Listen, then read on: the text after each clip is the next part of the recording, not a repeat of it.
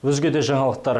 Өскемен қалалық ішкі істер басқармасы ақпан айының 10 жұлдызынан бастап заңсыз сақталған қару-жарақты тұрғындардан қабылдау шарасын бастаған болатын. Заңсыз сақталған деген сөздің өзі тұрғындар арасында қорқыныш тудыратыны жасырын емес. Дегенмен құзырлы орган мамандарының айтуы бойынша шара қала тұрғындарын жауапқа тарту емес, қылмыстық әрекеттердің алдын алуға бағытталғанын айтады. Себебі әрбір тапсырылған қару үшін тұрғындарға айыппұл емес, керісінше белгіленген мөлшердегі сыйақы табысталмақ.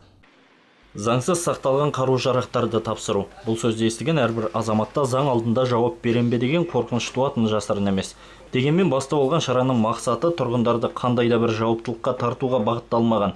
Керісінше тапсырылатын қару-жарақтың іске жарамдылығы, сапасы мен өзге де талаптарға сай болуына орай қаржылай қомақты қаражат алмастыру. Себебі қару-жарақты тапсыру арқылы тұрғындар өздері мен өзге де азаматтарды қылмыстық әрекеттерден алшақтатуға жол ашпақ.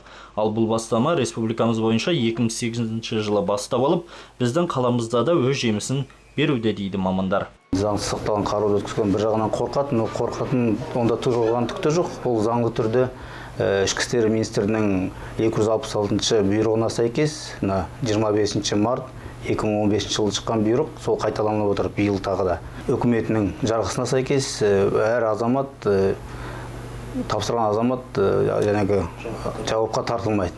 Қылмыстық немесе әкімшілік қылмысқа тартылмайды. Қабылданған әрбір қару-жарақ үшін түрлі категориялары белгіленіп, тиісті сыйақы беріледі. Мысалы, иронғылы қарулар ешқандай ақауы болмай, пайдалануға жарамды болса, 100% көрсеткіш бойынша қабылданып, 50 айлықтық есептік көрсеткіш бойынша қабылданып, ал тегіс ұңғылы қару-жарақ 30 айлық есептік көрсеткішпен алынады. Ал ақаулары бар болған жағдайда белгіленген айлық есептік көрсеткіштен 70-30% алынып тасталынады. Сонымен қатар түрлі жарақат салатын құралдар мен жарылғыш заттар да қабылдану үстінде. Қуаныш Амантайұлы, Руслан Тақсанов, жаңалықтар.